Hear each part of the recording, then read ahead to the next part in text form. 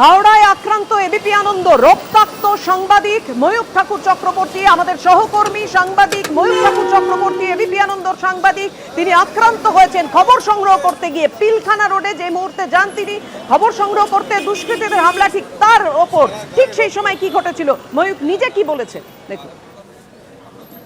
আজকে সকালবেলা হাওড়ার পিলখানাতে একটা মার্ডার হয় এবং সেই কাভারেজের জন্য আমার অফিস থেকে আমাকে অ্যাসাইন করা হয় কলকাতা থেকে ওখানে যাওয়ার জন্য।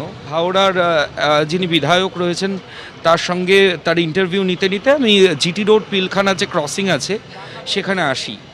এরপর ওর যে ডিজিজ যে মারা যায় তার বডিটা ওখানে আসে, বডিটা ভেতরে ঢোকানো হয়। আমি এবং আমার ফটো জার্নালিস্ট আমরা ওখানে ওয়েট করছিলাম। আচমকাই একটা আনরুলি মব অ্যারাউন্ড 15-20 জন হবে, তারা চলে এলো এবং এসে অশ্রাব্য গালিগালাজ।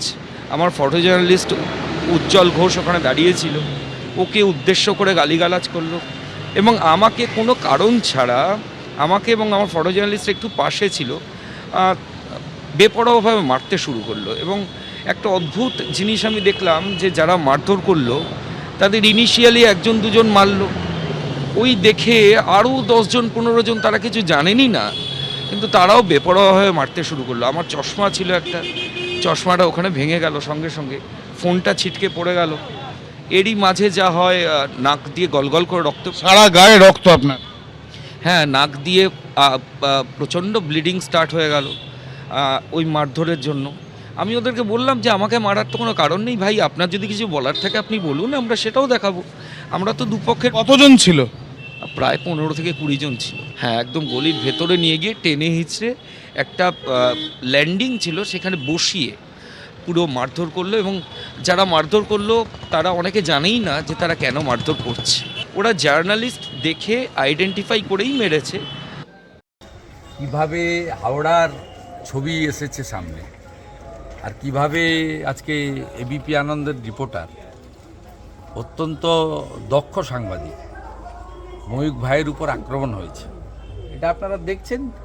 বেলডাঙ্গা থেকে পিলখানা, আপনারা নিজেরাই সেফ নয়, আপনারা আর কার হয়ে ছবি তুলছেন, কার ছবি করছেন, কার বাইট নিচ্ছেন, কার প্রশ্ন তুলছেন?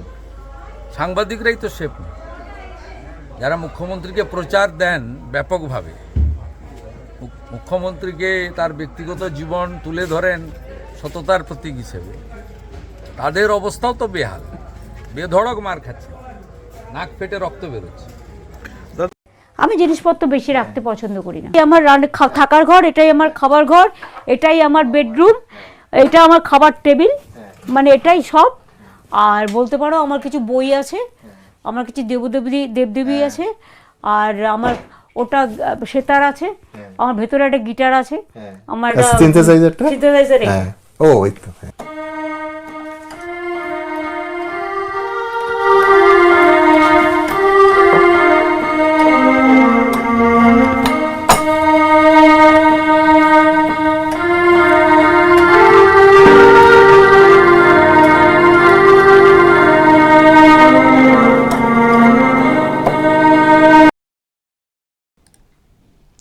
দর্শক, এটা কদিন আগে সুমন দে এটা করেছেন, তো সেটা টেলিকাস্ট হয়েছে। আমি যেটা বুঝলাম, শুভেন্দু অধিকারী যেটা বললেন বা যেটা ঠোকার চেষ্টা করলেন, এটাই যেহেতু আজকেই এই চ্যানেলের সাংবাদিক তিনি আক্রান্ত হয়েছেন পিলখানাতে, ময়ূখ রঞ্জন, তো সেটার কথা বলতে গিয়ে এটাও স্মরণ করালেন আর কি, যে যারা মুখ্যমন্ত্রীর ব্যক্তিগত জীবনকে বিরাট করে দেখানোর চেষ্টা করে তাদের সাংবাদিকও আক্রান্ত হচ্ছেন, মেরে সব মুখ ফাটিয়ে দেওয়া হচ্ছে, রক্ত বেরোচ্ছে। মানে এই প্রোগ্রামটাকে কার্যত ঠুকেছেন শুভেন্দু অধিকারী, কারণ এই প্রোগ্রামে সত্যিই মুখ্যমন্ত্রীর যে ব্যক্তিগত জীবন, কোথায় থাকেন, কি খান কি না খান, কি কষ্টে থাকেন, এইগুলো একটা তুলে ধরার চেষ্টা হয়েছে। এবং ওনার যেসব প্রতিভা তথাকথিত, সেটাকেও খানিকটা মানে প্রচারে জায়গা দেওয়া হয়েছে। তো এটা কি মানে মিন করতে চেয়েছেন হয়তো শুভেন্দু অধিকারী, কারণ রাজ্যের মুখ্যমন্ত্রীর এই মুহূর্তে যা ইমেজ, ওনার ব্যক্তিগত জীবন নিয়ে কারো কোনো ইন্টারেস্ট নেই, পরিষ্কার কথা। আর একটা ব্যাপার হচ্ছে যে ওনার ব্যক্তিগত বিষয় সামনে এসছে এর আগে, তার সত্য মিথ্যা নিয়ে প্রশ্নও রয়েছে। কিন্তু উনি বর্তমানে যা করছেন ওনার সরকারের আমলে, তাতে এতটাই রাজ্যের মানুষ ক্ষুব্ধ, মানে ওনার ব্যক্তিগত কিছু বিষয় মানুষ আর নিতে পারছেন না।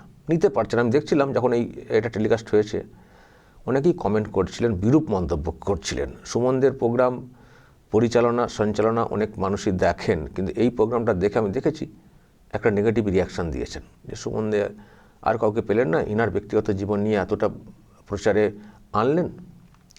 যদিও সুমন দে শুধু ইনার এটাই করছেন না, এর আগে বিমান বসুর করেছেন।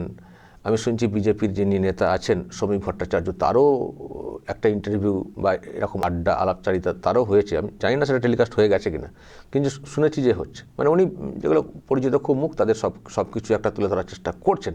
এটা একটা অন্য আঙ্গিকে প্রোগ্রাম। কিন্তু বিমান বসুটা মানুষ নিয়েছেন, সেটা নিয়ে এমন কিছু বলেননি, মানুষ কৌতূহল নিয়ে শুনেছেন। হয়তো শ্রমিক ভট্টাচার্যের বিষয়টাও মানুষ দেখবেন, শুনবেন, এরকম বিরূপ রিয়াকশানটা হয় বলে আমার মনে হয় না। কিন্তু রাজ্যের মুখ্যমন্ত্রীর যে প্রোগ্রামটা, একেবারে মানুষ যা ইচ্ছে, আমি দেখছি, আমি একটা ভিডিও করেছিলাম, আমারটাতেও দেখেছি আপনারা অনেকে কমেন্ট করেছেন এবং সেখানে এবিপিকে দুষেছেন।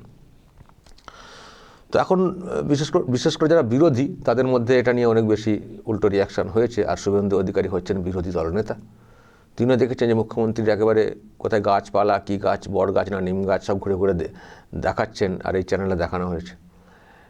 যে ধরনের প্রশ্নগুলো রাজ্যের মানুষের মানে যেগুলো মানে মানুষ চান আর কি, যেসব প্রশ্ন বা উত্তর ওনার কাছ থেকে শুনতে চান, সেসব প্রশ্নগুলোই যদি এবিপি রাখতো, সেগুলো হয়তো মন দিয়ে মানুষ শুনতেন কি বলছেন উনি। চুরি, দুর্নীতি, যদিও প্রশ্ন রাখা হয়েছিল, কিন্তু মানুষের আশা আরও বেশি, আর মানুষ এগুলোকে পছন্দ করেননি, ব্যক্তিগত ব্যাপার। ফলে এই প্রোগ্রামটাতে কোথাও মনে হয়েছে যে মুখ্যমন্ত্রীর ইমেজ যেন নতুন করে একটা বিল্ড আপ করার চেষ্টা হয়েছে। আবার বলছি, সুমন দে অবশ্য সবাইকে নিয়েই এটা করতে চাইছেন, শুধু মমতা ব্যানার্জিরা সবাইকে নিয়েই করছেন, ওয়ান বাই ওয়ান উনি করছেন, কিন্তু মানুষের কাছে অন্য রকমের একটা রিয়াকশান হয়ে গেছে ইনার মানে এই মমতা বন্দ্যোপাধ্যায়ের প্রোগ্রামটা দেখে। একটা উল্টো ধরনের রিয়াকশানটা হয়ে গেছে, আমি দেখছিলাম। তো এখন আজকে যেহেতু এই ঘটনা ঘটেছে, দর্শক নিশ্চয়ই আপনারা জানেন, আমি একটা ভিডিও দেখিয়েছি, হাওড়ার পিলখানাতে একটা ঘটনা ঘটেছে।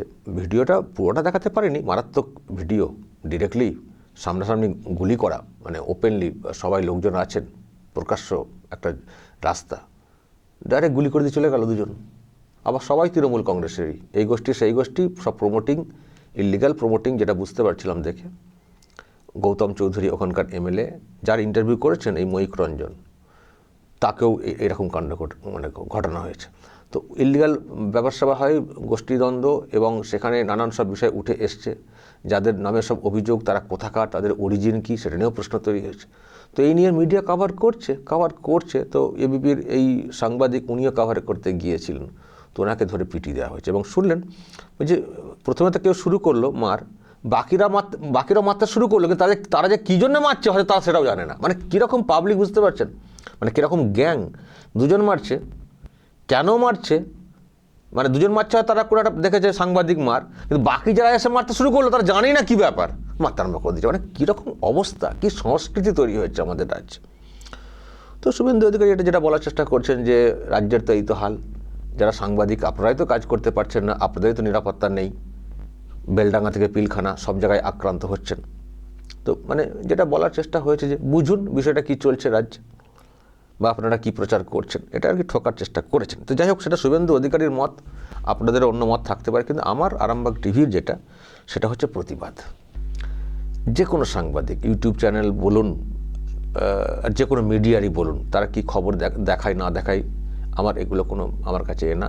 কোথাও কোনো সাংবাদিক সমাজ মানে মাধ্যম যেগুলো আছে, সোশ্যাল মিডিয়া, সেখানে কোনো কর্মী যদি আক্রান্ত হন, তার প্রতিবাদ কিন্তু আরামবাগ টিভি সবসময় করবে। ফলে এই যে ঘটনা ঘটেছে, আমি তীব্র ধিক্কার, নিন্দা জানাই। একজন সাংবাদিক, তিনি কাজ করতে গেছেন, যদি কিছু বলতে চান ক্যামেরার সামনে এসে বলুন না, কেন আড়ালে নিয়ে গিয়ে মারধর করছেন? ক্যামেরার সামনে বলার কোনো সাহস নেই, খবরটা অ্যান্টি হচ্ছে বলি ব্যাস মারধর করা। আর যেদিন মমতা ব্যানার্জির একবারে ঘরে ঢুকে দেখানো হচ্ছিল চ্যানেলের তরফ থেকে, সেদিন খুব ভালো লাগছিল, সেদিন খুব ভালো লাগছিল চ্যানেলটা, এত কিছু দেখাচ্ছে। আমি দেখছিলাম এরই অংশ, টুকরো টুকরো অংশ নিয়ে বিজ্ঞাপন আকারে সোশ্যাল মিডিয়া ছেয়ে ফেলা হচ্ছে। আর ওদের যে পেজ আছে টিএমসির, সেখানে এগুলো কেটে কেটে কেটে কেটে প্রচার করা হচ্ছে। তখন এই চ্যানেলটা খুব ভালো ছিল, খুব ভালো ছিল। আর যেই আজকের ঘটনা সম্পর্কে প্রচার করছে, যে ঘটনা ওখানে ঘটেছে, ব্যাস সাংবাদিককে আড়ালে নিয়ে গিয়ে বেধড়ক মারধর, রক্তারক্তি, নাকের হাড় ফেটে গেছে শুনছিলাম।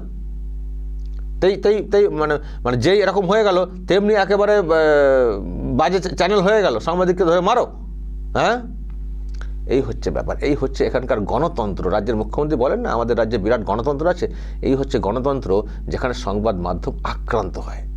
সংবাদ মাধ্যমকে তাদের প্রয়োজনে তারা ব্যবহার করেন, আর যখনই সত্য খবর অন্য দিক থেকে উঠে আসে এখানকার যা আইনি অবস্থা সেই বিষয়ে, তখন ধরে মার, শুধু মার।